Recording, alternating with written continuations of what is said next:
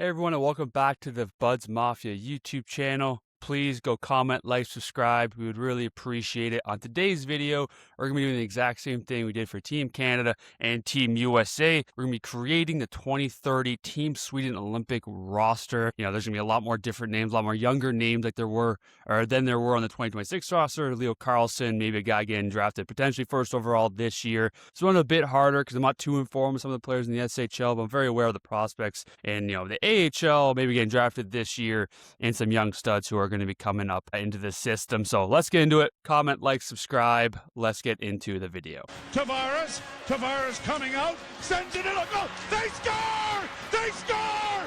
Holy mackerel, they score! Morgan Riley! Mo Riley! The Leafs have won it! They're going to the second round! Gonna run for it, he got it! And there he goes! Inside the 10, the 5! Oh, the play of the year in the NFL!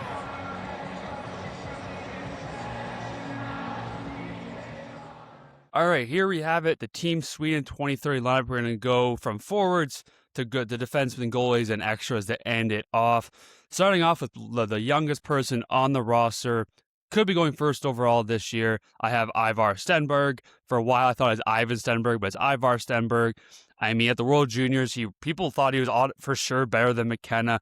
His work ethic, his compete. He'll be around 21 at the time for the tournament, so I know it's young, but I mean, look at Michael Celebrini. You got to have some young studs in there to kind of build with the country, build with the program. He's an elite winger, and I think 4 years from now, he could definitely be one of the best players, definitely one of the best Swedes in the entire NHL. And then a young center coming up, he's already up, but he's going to be an absolute monster, is Leo Carlson. He'll be 24 at the time. He's going through some, I guess you could say, up and downs this year, but he's still like a point a game. I mean, him, Bedard, and Celebrini were like leading the league in points, I think, through the first month or two of the season.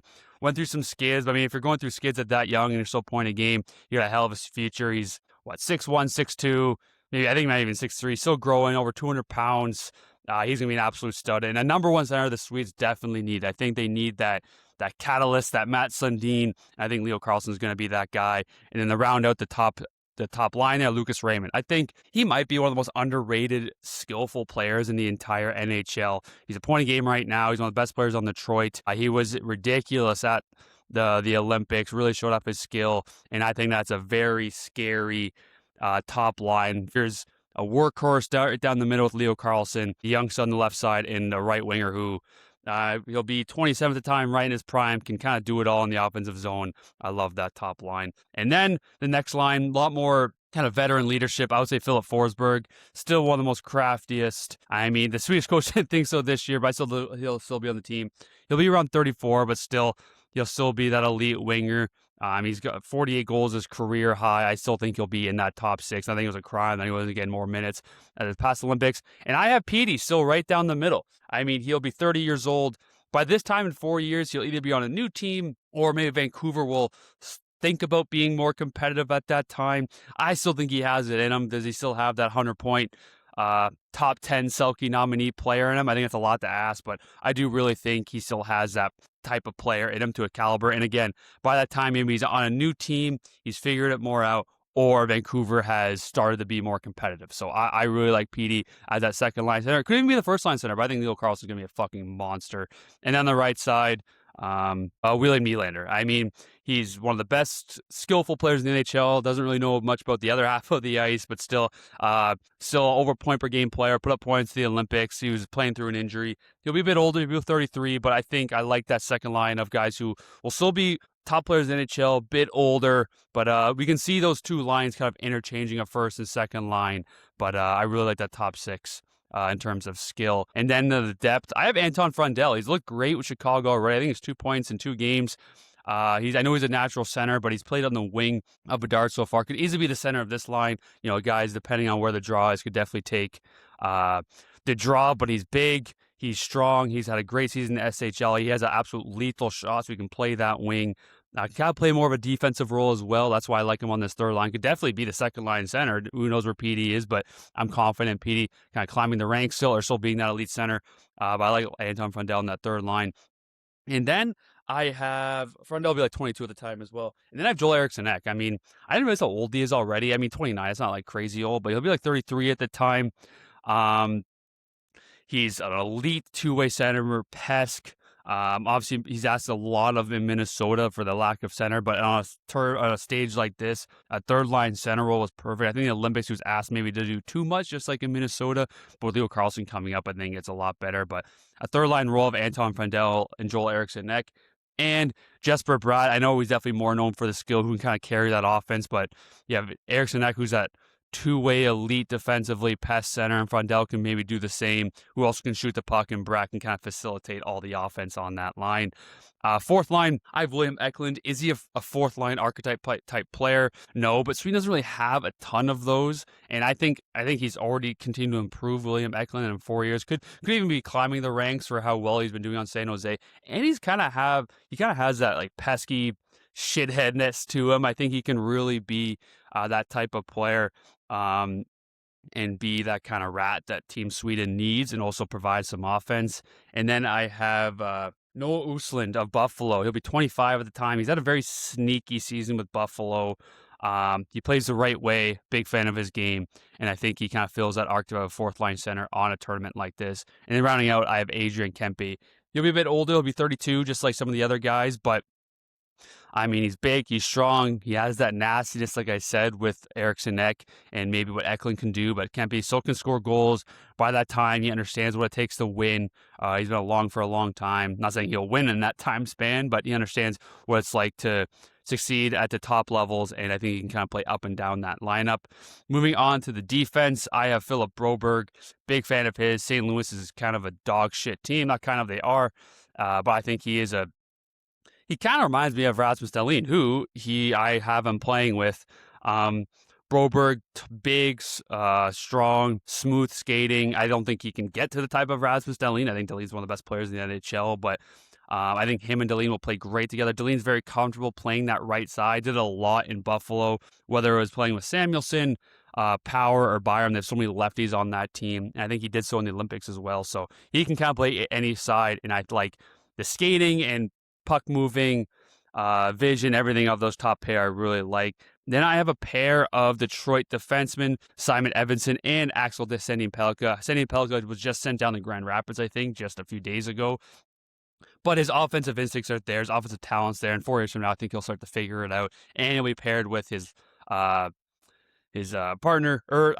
they play Edvinsson and Seider together, but still, they're on the same team in Detroit. So I'm pretty confident that they'll have a good chemistry together. Simon Edvinsson's been a monster this year. Him and Seider have been playing great. I think he's like over 70 penalty minutes or over 60 penalty minutes. So he's big, can skate. I think him and Axel Sandin will kind of pair off well together. Maybe Edvinsson can take a step back and let Axel kind of do what he needs to do offensively. But I think it's a very strong top four of defensemen.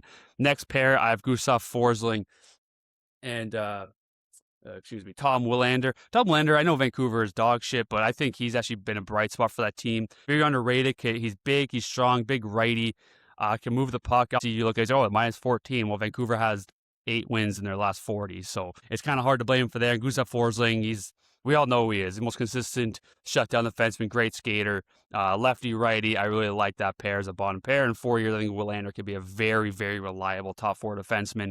And then the extras are kind of the bottom pair defensemen, Lindholm and Hedman. They'll be older. Hampus will be 36. Hedman will be around 38. You'll still need that old guy back there who, I mean, the way Hedman plays, the same thing with Lindholm. They're great skaters. I'm sure they can still play at elite level at that time. That's why I'm in the fourth pairing, kind of like a Drew Doughty. Do I think Drew Doughty should be on the team? No, but that's another story. But yeah, I think that'll kind of be the bottom pair. I'm trying to think of other guys, but there's not too many other defensemen. I saw maybe Sandin, Liljegren, but you kind of want some more veteran leadership back there. Your top 4 is fairly young. I know Dahlin at that time will be kind of right in the middle of his prime. He'll be almost 30, but still, you kind of need that 36, 38-year-old Lindholm and Hedman. I'm pretty confident they'll still be elite players.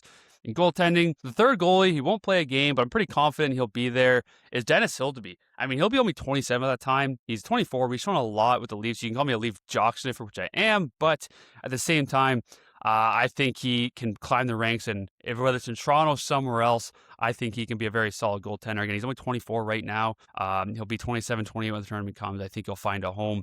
Marchand will be way too old. He'll be over 40. I don't know if he'll still be in the NHL.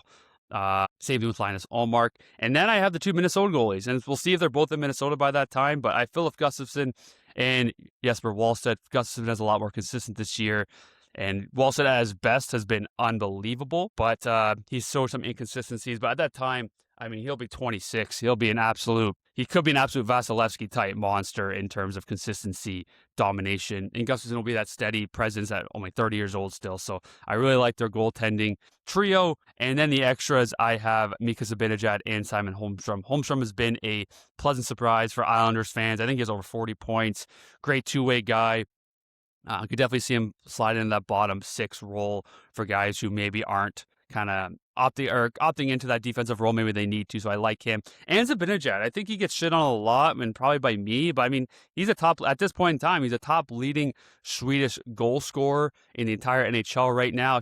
I know he'll be like 35, 36, but no, I think he could still be in that team, could maybe play a bottom 6 role at that line, but as of right now, I have him as an extra. Here's the lineup. There you have it, guys. That is my Team Sweden 2030 Olympic roster. A lot of changes, a lot of turnover, a lot of young stars coming up. Team Sweden has a lot of older guys on their team. Definitely still a lot of them are going to still make the team. I think there's going to be a lot of changes, especially, Theo Carlson, Ivar Stenberg, Noah Usland, a lot of these younger guys coming up. I think they're going to be a force. I still think Canada USA obviously would be the favorites, but yeah, that's Team Sweden. Like I said, please go comment, like, subscribe to the Buds Mafia YouTube channel. Go follow us on Spotify. We drop podcasts every Wednesday at noon on YouTube and 5 a.m. on Spotify and Apple. And go check out the Buds and Puck page on X, TikTok, and Instagram. That's where we'll find all the clips and everything like that. Comment, like, subscribe. I'll see you guys later. Tavares coming out, sends it in a goal. They score! They score! Holy mackerel, they score! Morgan Riley! Mo Riley! The Leafs have won it! They're going to the second round! Gonna run for it, he got it! And there he goes! Inside the 10,